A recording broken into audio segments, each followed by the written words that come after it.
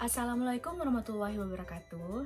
Halo, perkenalkan nama saya Tasya Artisa dan di video kali ini saya akan menjelaskan mengenai epistemologi, aksiologi, ontologi, siklus keilmuan, dan bagaimana mencari sebuah hipotesa. Nah, jadi penjelasan saya kali ini sangat berkaitan sekali dengan mata kuliah filsafat ilmu yang saya ambil di semester 6 ini. Nah, pasti pada penasaran kan? Langsung aja yuk kita masuk ke pembahasannya. Pertama, ontologi. Ontologi ini sendiri berasal dari bahasa Yunani, yaitu dari kata ontos yang berarti berada atau masih ada. Menurut istilah, ontologi adalah ilmu hakikat yang menyelidiki tentang alam nyata dan bagaimana keadaannya sebenarnya. Ontologi ini sendiri merupakan salah satu yang paling umum dalam filsafat, yang merupakan bagian dari metafisika. Metafisika sendiri membahas segala sesuatu yang ada, yang sangat berkaitan dengan hakikat. Nah, dalam ontologi ini, objek telaahnya ini tidak terikat pada satu perwujudan tertentu, melainkan segala sesuatu yang ada secara universal, yang meliputi semua realitas dalam semua bentuk. Ontologi ini telah melahirkan beberapa paham yang saat ini sudah sangat kita kenal, yaitu monisme, dualisme, pluralisme, determinisme, dan indeterminisme. Yang pertama, monisme. Monisme mengatakan bahwa alam ini terdiri dari satu unsur saja. Tokohnya antara lain Thales, Demokritos, Anaximandros, dan Anaximenes. Yang kedua, dualisme. Dualisme mengatakan bahwa alam semesta ini terdiri dari dua unsur, yaitu materi dan roh. Adapun tokoh dari dualisme ini sendiri adalah Anaxagoras dan Aristoteles. Yang ketiga, pluralisme. Paham ini mengatakan bahwa alam semesta ini terdiri dari 4 unsur, yaitu angin, api, air, dan tanah. Adapun tokoh dari paham ini adalah Empedokles dan Leukipos. Kemudian yang keempat adalah mekanisme. Mekanisme ini mengatakan bahwa segala sesuatu ini berproses secara mekanis. Yang kelima, determinisme. Paham ini menyatakan bahwa segala kejadian yang terjadi di alam semesta ini merupakan sesuatu yang berproses, di mana hal ini melalui suatu ketentuan yang sebelumnya telah ditetapkan, baik itu dari kehendak Tuhan ataupun dari kekuatan Tuhan. Yang keenam, indeterminisme. Kebalikan dari determinisme, paham ini menyatakan bahwa segala sesuatu yang terjadi di alam ini berlangsung secara bebas, tanpa adanya suatu kehendak dari Tuhan. Dengan demikian, ontologi adalah ilmu pengetahuan yang meneliti mengenai segala sesuatu yang ada. Yang kedua adalah epistemologi. Epistemologi merupakan pengetahuan tentang pengetahuan. Epistemologi sendiri berasal dari bahasa Yunani yang artinya pengetahuan. Epistemologi ini membahas mengenai bagaimana proses untuk memperoleh pengetahuan tersebut. Kajian epistemologi membahas tentang bagaimana proses mendapatkan ilmu pengetahuan, hal-hal apakah yang harus diperhatikan agar mendapatkan pengetahuan, dan apa yang disebut kebenaran dan bagaimana kriterianya.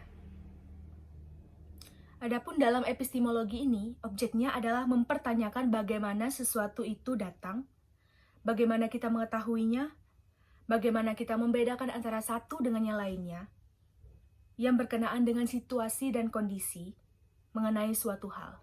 Epistemologi ini sangat berkaitan dengan metode ilmiah, yang merupakan suatu rangkaian prosedur tertentu yang diikuti untuk mendapatkan jawaban tertentu dari pernyataan tertentu. Nah, epistemologi ini, apabila kita menggunakan metode keilmuan, yaitu metode ilmiah, akan lebih mudah dibahas. Karena kita memiliki rumus ataupun langkah-langkah tersendiri yang sistematis dalam proses berpikir kita. Epistemologi ini membicarakan dua hal. Yang pertama, hakikat pengetahuan, dan yang kedua, sumber pengetahuan. Dalam hakikat pengetahuan ini, melahirkan dua pandangan dalam epistemologi. yaitu realisme dan idealisme. Realisme ini sendiri merupakan sebuah pandangan yang menyatakan bahwa pengetahuan manusia itu real adanya dalam kehidupan. Kemudian idealisme menyatakan bahwa hakikat ilmu pengetahuan tidak terdapat dalam dunia real, melainkan konsep ideal atau dunia ide-ide. Kemudian yang kedua, sumber pengetahuan. Dari sumber pengetahuan ini muncul 3 pandangan dalam epistemologi, yaitu rasionalisme, empirisme, dan kritisme. Rasionalisme ini adalah sebuah pandangan yang menyatakan bahwa sumber pengetahuan itu muncul dari rasio atau akal manusia. Sementara itu, empirisme menyatakan bahwa sumber pengetahuan itu muncul dari indera manusia. Kritisme menyatakan bahwa pengetahuan manusia itu bersumber dari luar diri manusia, yaitu bersumber dari Tuhan. Dengan demikian, dapat kita simpulkan bahwa epistemologi ini menanyakan mengenai bagaimana proses dari seseorang untuk mendapatkan suatu ilmu. Dan yang ketiga, aksiologi. Aksiologi ini mempertanyakan mengenai untuk apa. Aksiologi ini membahas mengenai apa kegunaan ilmu bagi kita dan untuk apa pengetahuan itu digunakan. Aksiologi ini terbagi menjadi 6 pandangan, yaitu naturalisme, hedonisme, vitalisme, utilitarianisme, idealisme, dan teologis. Nah, aksiologi ini sangat berkaitan dengan segala nilai, baik itu nilai moral, nilai etika, maupun nilai estetika. Di mana dalam aksiologi ini ukuran baik buruknya itu sangat menentukan nilai tersebut. Dengan demikian, dapat kita simpulkan bahwa ontologi, epistemologi, dan aksiologi ini memiliki karakteristiknya masing-masing. Namun, mereka sangat berkaitan satu sama lain. Selanjutnya, saya akan membahas mengenai siklus ilmu. Siklus ilmu ini terbagi dalam 4 elemen utama, yaitu ilmu, aktivitas, pengetahuan, dan metode. Di mana keempat hal ini saling berkaitan satu sama lain. Di mana pengetahuan lahir dari aktivitas, kemudian aktivitas tersebut memerlukan metode, dan pengetahuan tersebut yang melahirkan ilmu-ilmu. Ilmu dan pengetahuan ini merupakan kedua hal yang tidak bisa dipisahkan. Nah, jadi ilmu ini benar-benar merujuk kepada 3 hal, yaitu aktivitas, pengetahuan, dan metode. Sebagai rangkaian aktivitas manusia, ilmu ini berkaitan dengan proses pemikiran yang berpegang pada kaidah-kaidah logika. Ilmu juga merupakan suatu proses mengetahui dan memperoleh suatu pengetahuan. Kemudian, sebagai metode ini, ilmu ini dapat berperan sebagai alat analisis, pengukuran, perbandingan, maupun survei. Nah, adapun siklus keilmuan ini akan terus berputar sesuai dengan hakikatnya. Dan yang terakhir, saya akan membahas mengenai bagaimana menemukan hipotesis. Nah, jadi hipotesis ini adalah dugaan sementara atau jawaban sementara dari suatu penelitian. Nah, jadi dalam menentukan hipotesis ini terdapat 6 poin. Yang pertama, dinyatakan dalam bentuk kalimat yang menunjukkan pola hubungan sebab akibat. Jadi dalam hipotesis ini ada variabel X dan Y, di mana kedua variabel itu saling mempengaruhi satu sama lain. Kemudian poin yang kedua, dilandasi dengan argumentasi dan dilengkapi dengan teori yang digunakan. Nah, jadi dalam membuat hipotesis itu, kita itu harus memberikan argumentasi kita, dan kita juga harus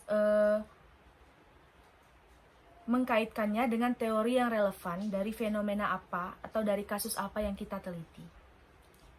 Nah, kemudian yang ketiga, dapat diuji. Jadi dalam membuat hipotesa itu, kita tuh harus berani mempertanggungjawabkan hipotesa kita dengan fakta-fakta dan dengan teori yang relevan dengan kasus yang kita angkat. Nah, apakah nanti hipotesa kita itu akan sama, akan sesuai dengan fakta, atau justru malah berbeda? Kemudian poin yang keempat, diuraikan dalam bentuk paragraf yang singkat dan jelas. Dalam membuat hipotesa itu, kita harus menggunakan kata-kata yang jelas dan mudah dipahami. Kemudian yang kelima, konsisten dengan teori yang digunakan.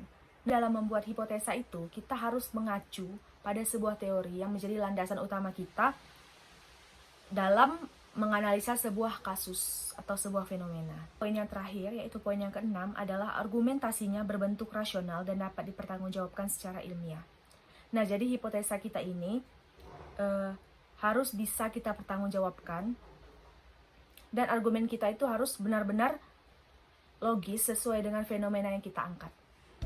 Jadi pada kali ini cukup sekian penjelasan saya mengenai filsafat ilmu, terutama dalam ontologi, aksiologi, epistemologi, siklus keilmuan, dan hipotesa. Semoga apa yang saya sampaikan dapat menambah wawasan dan dapat bermanfaat bagi kita semua. Mohon maaf apabila terdapat kesalahan kata-kata. Terima kasih. Assalamualaikum warahmatullahi wabarakatuh.